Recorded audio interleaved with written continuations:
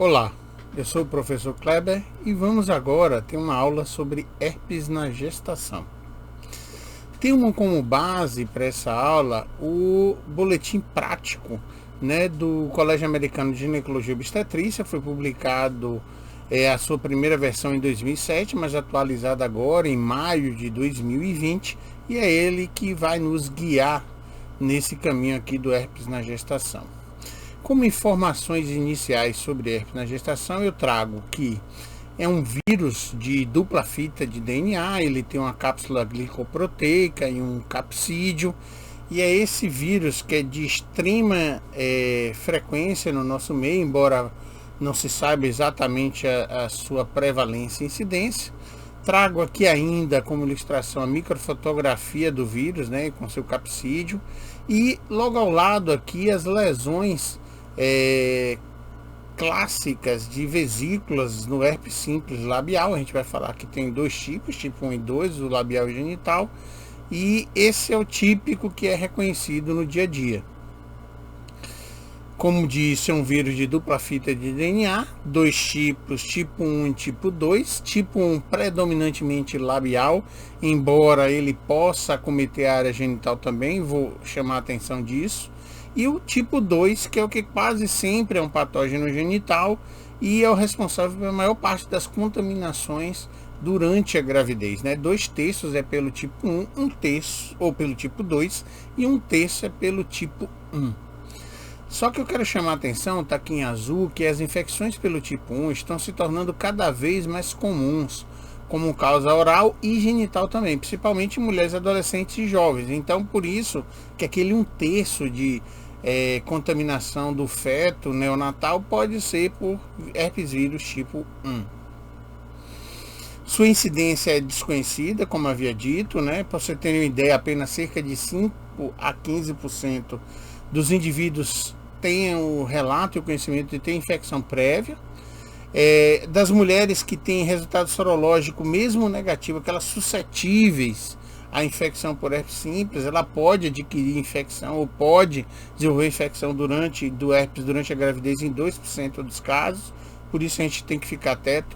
Mesmo aquela que tenha feito alguma sorologia e que tenha dado negativo IgG e IgM, eu preciso ter o cuidado de que ela pode desenvolver durante a gravidez. E entre as mulheres que já têm o diagnóstico de herpes recorrente, que já tem a infecção, que já foi tratada durante a gravidez, ela pode recidivar em 75% das vezes. Então eu tenho que ficar atento, tentar na hora da história do pré-natal colher essa informação com muito cuidado para não agredir a paciente. E aproximadamente 14% dessas pacientes que são mesmo recididas terão pródromos ou recorrência clínica no parto. E é no parto, vou chamar a atenção aqui, vou falar várias vezes durante a aula, que é o maior momento de infecção, mais de contaminação do feto, no momento do parto. Então, embora ele raramente, mas ele possa ser infectado durante a gravidez, é no parto que está o maior problema de contaminação do feto. Lembrar que o herpes vírus, ele tem uma incubação de 2 a 12 dias, ou seja, a pessoa tem um contato, 2 a 12 dias depois é que ela vai ter as manifestações ativas, O vírus que se replica na derme e na epiderme e causa destruição dessa derme e da epiderme. E durante essa infecção viral, parte desse vírus, à medida que o processo de cura vai acontecendo, tratando, não tratar, o sistema imunológico vai acabar desenvolvendo uma defesa e vai cicatrizar aquela lesão, mas aqueles vírus vão se alojar em núcleos, em neurônios, em núcleos nervosos, e vão ficar naquele dermátomo. E aí, no momento de fragilidade ou redução da atividade imunológica, ele pode reaparecer. Então, por isso que é um vírus de reativação e replicação viral recorrente. Obviamente que ele precisa do material celular para se replicar, e ele na recidiva pode ter lesões tanto ulcerosas clássicas, como pode ter lesões subclínicas, pequenas úlceras, ou pode nem ter aparentemente a visão, a identificação dessas lesões, mas está liberando o vírus, o que é um problema. porque se for durante o parto, pode contaminar o feto. E a grande importância do sistema imunológico nesse fato, já que na gravidez tem imunomodulação para baixo, por isso que talvez as recidivas sejam até mais frequentes, mas o sistema imunológico bem ativo e o moral também é que mantém esse herpes quiescente. Só para vocês lembrarem, mesmo durante a primeira infecção, leva umas 2 a 3 semanas para o IgG, o IgM, na verdade o IgM, a aparecer e aí identificar a atividade aguda do herpes simples. Então não é tão útil logo de cara para a gente. A clínica vai ser soberana no aspecto do herpes simples. Lembrar que 1/3 das infecções neonatais é pelo tipo 1, pelaquela condição que eu falei do comportamento sexual, onde o tipo 1, que é predominantemente labial, pode ter sua atividade na região genital, embora 2/3 seja do tipo 2. 45% das infecções neonatais vão estar em pele, olho e boca. Então aqui eu trago a característica do recém-nascido, né? No olho, na boca e na pele, né? Lembrar que se tiver infecção, embora raro, intraútero, 30% da infecção pode acometer o sistema nervoso central, né? A mortalidade diminuiu ao longo do tempo, da qualidade de resposta imunológica e das doenças. Em doenças disseminadas chegava a 30% e agora diminuindo para 30%, né? Era bem alto das doenças disseminadas, e 4% para a doença do sistema nervoso central. E uma vez infectado o bebê, 20% dos sobreviventes infectados com lesões ativas vão ter algum grau de sequela neurológica. Por isso a importância da ação contra o herpes simples. Também tem importância no rastreamento neonatal, né? No S-TORCH, né? Que é a sigla para as infecções neonatais. O acometimento principal, então, se eu tiver um bebê, principalmente no primeiro trimestre, que não é o mais comum, mas se for acometido e se tiver infecção do feto no primeiro trimestre, mais desses acometimentos podem acontecer. E pode acontecer no neonato? Sim, no neonato também pode desenvolver, mas algumas delas são mais específicas para o feto. Por exemplo, restrição do crescimento intraútero, microcefalia intraútero e confirmação no pós-parto, hidranencefalia também e necrose cerebelar, corioretinite, catarata. A microftomia também é precoce, catarata também pode ser, e hepatoespleno, que geralmente é transitória, né? Então, todos esses acometimentos, essas condições podem afetar o feto e o recém-nascido. E como é que ocorre essa transmissão do vírus herpes simples? Bom, as principais transmissões são via contato. Contato como? A mãe gestante contaminada por outro indivíduo ou ela já contaminada.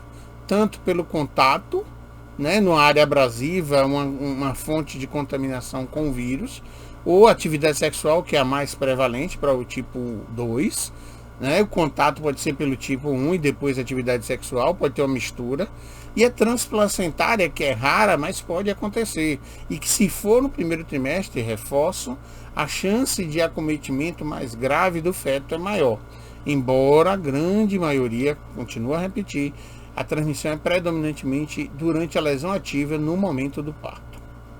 Então, as transmissões é materno-fetal, parto, sexual, transfusão também pode acontecer, improvável, transplante de órgãos e até uma exposição laboratorial entra no rol, embora seja raríssimo, né? Nosso medo é transplacentária no início, logo da gravidez, já que aí o bebê ficaria exposto a um tempo maior, num período de maior fragilidade imunológica e estrutural. Esse seria o maior problema durante o primeiro trimestre. Então, só reforçando, é adquirido geralmente no período intraparto da exposição do vírus no trato genital materno. Por isso que a inspeção genital em mulheres com história de recorrência de herpes, principalmente durante a gravidez, é fundamental. E lembrar que as transmissões intraútero são incomuns, mas se acontecerem, trazem mais gravidade. Então, como é que eu faço o diagnóstico do herpes na gestação? Gente, basicamente vai ser clínico, mas eu posso usar a detecção viral e posso usar a detecção de anticorpos. Na prática a gente faz isso? Não. Mas para saber, a detecção viral seria feita aonde? É exatamente no material da lesão. Só que ela tem uma baixa sensibilidade, principalmente nas infecções recorrentes. Só para você ter uma ideia, na lesão primária eu consigo até 80% de detecção do vírus, mas na secundária é 40%, eu deixo de 60% sem saber que estava ou não. Então eu vou mudar minha conduta? Não. Se clinicamente eu tenho uma infecção herpética, eu vou tratar como uma infecção herpética. Resultado negativo de infecção viral não exclui. Então por que você me ensinou isso? Porque isso está descrito. Eu posso fazer, posso lançar mão, mas não é o habitual, principalmente no nosso meio. E a detecção de anticorpos é um reforço, mas também do mesmo jeito, eu posso ter falso positivo e leva de 2 a 3 semanas para o IgM, que é o marcador de fase aguda da doença, estar presente. Né? Aparece nas primeiras semanas, persiste indefinidamente. Quem persiste? O IgG, como a grande maioria das infecções por S-TORCH, né? O S de sífilis, TORCH as outras classificações. Essa é uma nova denominação. E na suspeita, realização e repetição do teste sorológico auxilia. Como? É aquela paciente que eu fiquei um pouco na dúvida, tinha um azul, ou seja, mas já peguei na fase já de cicatrização, fiquei realmente na dúvida se era herpes ou não, tratei até, mas eu queria ter uma confirmação. Eu dosei, está negativo, eu repito para ver se aparece. E aí aparecendo me dá uma segurança maior de que eu realmente identifiquei uma infecção por herpes simples. Então talvez isso seja uma forma de utilizar a sorologia. Uma outra questão, como é que a infecção primária pelo vírus herpes pode ser diferenciada um primeiro episódio de uma recorrência, de um episódio não primário na gravidez? Eu sei dizer se aquilo é a primeira vez que ela tem uma recorrência, porque muitas vezes uma infecção primária pode não ser reconhecida. Não dá, clinicamente não dá. Então eu não sei se aquela é uma primo ou se ela não é uma prima infecção. Eu só posso saber isso se a paciente tiver uma história clássica prévia, e aí eu sei, olha, isso aqui é uma recidiva, já tinha um diagnóstico prévio. Se eu não tenho, eu vou pensar como doença primária. O diagnóstico vai ser baseado não só na combinação de clínica como sorologia e de tentativa de detecção viral, se for o caso e estiver disponível. Aqui aquela lembrança que eu trago aqui, está no azulzinho claro para chamar a atenção, que essa contaminação, essa infecção no primeiro trimestre é o principal risco para corioretinite, microcefalia e lesão cutânea. A gente fala microcefalia, a gente lembra muito mais de zika, ninguém fica falando de herpes e microcefalia. Por quê? Porque é incomum. Ela é mais comum quando a infecção ocorre no primeiro trimestre, só que no primeiro trimestre é raro. A maioria das infecções por herpes neonatais ocorrem no momento do parto. E um outro detalhe, embora a rubéola leve a aborto, tóxico possa levar, parvovírus pode levar, as outras infecções por tocha, algumas têm associação com aborto, o herpes não parece estar associado a risco aumentado de aborto. Outra questão, eu devo fazer o rastreamento de rotina do herpes simples na gravidez? Devo fazer sorologia? Não devo. A recomendação é não fazer. Por quê? Para que eu faça a recomendação disso, olha o quanto se gastaria para evitar apenas um caso de herpes neonatal. Eu teria que gastar de 200 mil a 400 mil dólares ano para evitar apenas um caso. Então o custo é muito superior ao benefício do ponto de vista de política pública. Óbvio que uma criança evitada não tem preço de uma doença grave, mas do ponto de vista de saúde pública, do ponto de vista de aplicação racional dos recursos, não valeria a pena, então não é recomendado. E quais medicamentos antivirais eu posso usar para tratar um indivíduo com herpes durante a gravidez? Tem tratamento? A mãe pode ser tratada e evitar uma complicação fetal? Sim, tem. As 3 principais drogas citadas são o aciclovir, o valaciclovir e o fanciclovir. Aciclovir Gente, de frente é o mais estudado, é a principal indicação, é o mais barato, é o que se mais tem estudos durante a gravidez, já se mostrou seguro na gravidez, tem baixa taxa de resistência ao tratamento, né? E poucos eventos adversos neonatais. O máximo que se aconteceu é uma neutropenia que não trouxe maiores problemas. E o valaciclovir? É uma prodroga para a aciclovir, é como se fosse um preparatório, ele se transforma no metabolismo dentro do corpo em aciclovir. Qual é a vantagem dele? Tem dose, são menos doses, enquanto a aciclovir 3 vezes ao dia, ele pode ser usado 2 vezes ao dia. Só que tem uma desvantagem, é mais caro. E quanto à eficácia? Semelhante. Então, provavelmente o aciclovir continua ganhando pelo fato de ser mais barato e de ter uma eficácia semelhante e ser mais bem estudado. E o fanciclovir, eu devo usar? Não. Infelizmente, no momento a gente não pode usar, ou não deve usar, já que não tem tantos estudos na gravidez. Então a gente não tem muita sapiência sobre a segurança e a eficácia dessa droga durante a gravidez. Então ficamos com o aciclovir e o vala, dando uma preferência ao aciclovir por ser mais barato e mais bem estudado. E aí, situações especiais. Qual terapia antiviral é recomendada para um surto de herpes simples primário ou não primário durante a gravidez? Qual droga delas eu vou escolher? Aciclovir ou valaciclovir? Aciclovir, né? A gente já antecipou isso antes. Mais estudado, mais seguros. Na prima infecção 10 dias, na recorrência 5 dias, só que tem situações especiais que a gente vai chamar a atenção. E em caso de disseminação com vírus, lesões bem graves genitais se espalhando pela pele, mal-estar, queda do estado geral do indivíduo, que se considera infecções mais disseminadas e com maior efeito sobre o indivíduo, pode sugerir fazer o tratamento endovenoso em vez de ser oral, internado e complementar com oral. A gente vai falar mais para frente. Eu trago agora algumas situações importantes que eu falei, que na prima infecção 10 dias, na recorrência 5 dias, mas mulheres com prima infecção na gravidez, pode ser que seja oferecido, você pode oferecer para ela terapia supressiva a partir de 36 semanas de gestação. Como assim? Olha, existe uma chance, mesmo ela tendo a prima infecção no início da gravidez e você tratou 10 dias, foi bem tratado, as lesões sumiram, ela tem uma chance de recorrer ainda nessa gravidez, principalmente durante o parto, o que aí complicaria o risco para a contaminação. Então, nessas pacientes, uma das recomendações é se fazer a supressão a partir de 36 semanas até o parto. E aquelas mulheres que tiverem a prima infecção ou até uma recorrência no terceiro trimestre, também deve sugerir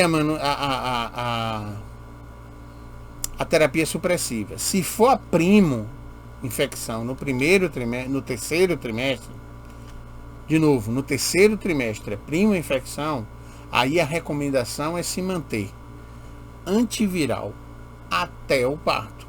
Por quê? Eu não sei se no terceiro trimestre, como está muito próximo do parto, ela pode ter a lesão clinicamente curada, mas ainda ter liberação viral. Então esse é o cuidado que se tem de manter para não ter uma recidiva ou um risco de contaminação de uma paciente que esteja assintomática. E entre os recém-nascidos que tiverem parto normal, com a lesão ativa, a chance de contaminação e de infecção neonatal, a gente pode chegar a 80%, ou seja, de 40% a 80%. Daí a importância do cuidado com herpes neonatal. Qual terapia, então, uma outra questão antiviral é recomendada para uma infecção recorrente do vírus na gravidez? A recorrente, eu já disse, recorrente 5 dias. Contudo, se for no terceiro ou próximo a 36, você pode oferecer para ela, já que ela teve uma recidiva durante a gravidez, a terapia supressiva a partir de 36 semanas. Por quê? Para reduzir viremia. Eu sempre vou tratar a lesão ativa na gravidez. sempre na intenção de reduzir viremia e reduzir o risco de contaminação do feto. E aqui eu trago a tabelinha para esses esquemas. Então nós temos aqui, esse aqui que merece o print da tela, o todinho, a coisa gostosa da aula de se ter. Então no primeiro episódio, o que é que a gente tem? Eu vou fazer 7 a 10 dias, geralmente eu gravo 10 dias, exatamente para a gente não esquecer. 400 miligramas via oral, 3 vezes ao dia, então se comprimido for de 200, 2 de 8 em 8, durante 10 dias.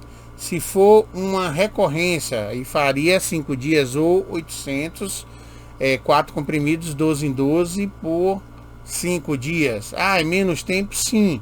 Mas olhe bem, se a recorrência ocorrer no terceiro trimestre, eu sugiro o oferecimento a partir de 36 semanas da supressão. A mesma coisa acontece para o primeiro episódio. Então, todos que tiverem atividade, a gente oferece se ela deseja fazer a supressão. E como é a dose de supressão? 400 miligramas via oral, 3 vezes ao dia, o mesmo do tratamento, até o parto. E se lembrar, e novamente eu lembro, se for a prima infecção no terceiro trimestre de gravidez, há uma recomendação de se manter a mesma terapia de 400 miligramas, 3 vezes ao dia, até o parto.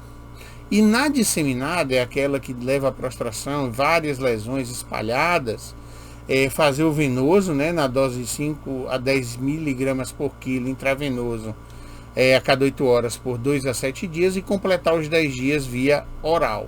Então esses são os esquemas para a ciclovir. Não vou nem citar o Vala, né, para a gente ganhar tempo aqui. Qual parto cesáreo deve ser realizado? Quando o parto cesáreo deve ser realizado para prevenir a transmissão perinatal do vírus herpes simples? Cabe a introdução para prevenção? Eu devo usar a cesárea para prevenir infecção? A resposta é sim. E quando? Quando eu tiver lesão genital ativa, quando eu tiver pródromos. O que é definido como pródromos? O queimor genital, a sensação de dor, sensação de peso. A mulher pode sentir com uma situação estranha na região genital e pode estar indicando a eliminação viral, principalmente dor e queimação. Né? Obviamente que se deve examinar para tentar localizar alguma lesão.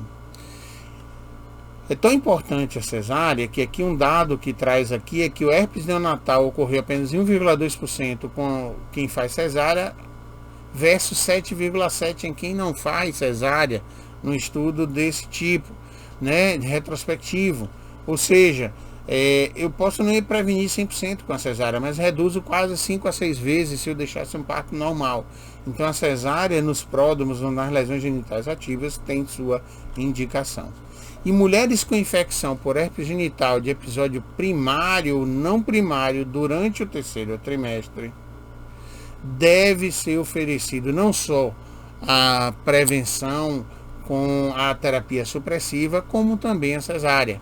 É uma liberdade de se fazer uma cesárea em quem tem no terceiro trimestre, também pelaquela velha informação de que pode haver ainda a eliminação do vírus. Em geral, o parto cesáreo não vai ser recomendado quando as lesões não forem ativas ou não tiverem sintomas prodrômicos. Aí eu não tenho uma indicação do parto cesáreo. E naquelas mulheres que não tem o vírus herpes simples na região genital, mas tem nas costas, nas coxas ou nas nádegas, eu também vou oferecer cesáreas para elas? Tem uma indicação formal de cesárea para elas? A resposta, pessoal, é não. Eu não vou recomendar cesárea para mulheres com lesões não genitais. Por quê? Porque não vai entrar em contato com o feto. Mas está próximo, está na coxa. A recomendação do EICOG, do Colégio Americano, é que você use cobertas ou curativo no local para evitar o contato. Né? Lembre-se que a gente coloca campos cirúrgicos no momento do parto vaginal. Mulheres com lesões genitais, essas mesmo que não tenham as lesões genitais, elas precisam ser examinadas cuidadosamente, porque você pode não estar vendo a lesão logo, nem ela a paciente referir. Então você precisa ter o cuidado de examinar bem a genitália para evitar as lesões herpéticas ativas no trajeto do parto e não só seguir, porque ela diz que a lesão é externa ao canal vaginal. E uma paciente com lesões ativas de herpes simples e membranas rotas a termo, tô lá, não está em trabalho, mas a membrana rompeu, vai ser parto cesáreo? Mesmo aquelas que são pródromos? Para prevenir transmissão perinatal, eu vou fazer cesárea? Sim, pessoal, a cesárea deve ser feita, porque eu não vou arriscar o trajeto, não vai arriscar. Rompeu bolsa, tem lesão ativa ou prodrômica, vai ser cesárea, bolsa rota ou bolsa íntegra. A gente não sabe quanto tempo de bolsa rota que contaminaria o bebê. Então a tendência é se usar cesárea, mesmo que tenha um longo período de bolsa rota, porque não se sabe exatamente o tempo para dizer, olha, já está contaminado, você não teria vantagem em fazer a cesárea. Como a gente não sabe, vai tentar proteger o feto de qualquer jeito, né? Então, quando é que a gente faz a cesárea? Em qualquer momento, estando disponível acesso à cesárea num bebê a termo, vai ser oferecido e feito a cesariana. E como deve ser tratada aquela mulher com herpes genital que teve a ruptura prematura, não no termo, né? Principalmente nos prematurinhos. Aí eu vou sempre pensar, é prematuro extremo ou é aquele prematuro intermediário ou aquele borderline, o pré-termo? Eu vou ter essas situações, né? E qual vai ser o meu cuidado? Meu cuidado vai ser em risco-benefício. Que risco-benefício? Olha, a prematuridade é mais grave do que o risco de uma contaminação, então eu vou tentar proteger a prematuridade e vou segurar esse parto. Isso é o principal. Então, aí a gente pensa, os prematuros extremos, então esses já são candidatos a se fazer o tratamento expectante. Obviamente também eu poder fazer uso do corticoide para amadurecimento de pulmão fetal. Óbvio que corticoide também eu vou ter o cuidado, eu tenho que pesar risco-benefício e também ter o cuidado de, após o início de terapia antiviral, fazer o corticoide, para eu não dar corticoide, baixar essa ação imunológica da mãe, sem um antiviral para poder debelar a infecção. No pré-termo, aí entra um risco-benefício. O que é o pré-termo? É aquele, estamos referindo, 34, 35 semanas, 36, a bolsa rompeu, será que vale a pena ainda fazer o corticoide, já que formalmente, habitualmente a gente só faz corticoide antes de 34 semanas ou até 34 semanas, mas já tem estudos mostrando que o corticoide depois dessa data, até 37, até 36, ainda parece ter melhores resultados neonatais. Eu vou pesar risco-benefício, conversar com o casal e ver se realmente vale a pena o risco de fazer corticoide em vez de fazer o parto, né? Então essa é uma decisão em conjunto.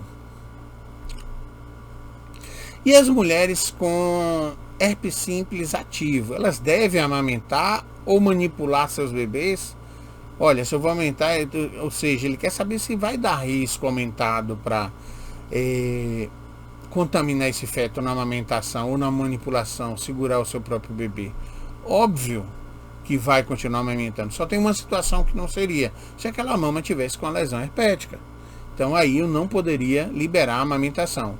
E para prevenir ainda mais o risco de contaminação, essa mulher teria que ter o cuidado de lavar sempre as mãos, proteger as áreas, se tiver áreas com atividade herpética, cobri-las e manter a terapia com a ciclovir, né, com antiviral.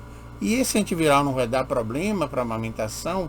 Aparentemente não, pessoal, e não tem uma recomendação de suspender a amamentação pelo fato de, embora os níveis na mama do antiviral sejam mais altos que no soro materno, a quantidade que passa para a mama é apenas 2% da quantidade de antiviral que seria necessário para o tratamento do bebê. Se o bebê infectado toma uma dose e apenas 2% dessa dose passa para o leite, então presumivelmente é seguro fazer o uso da amamentação em mães que estejam usando a terapia antiviral, ok?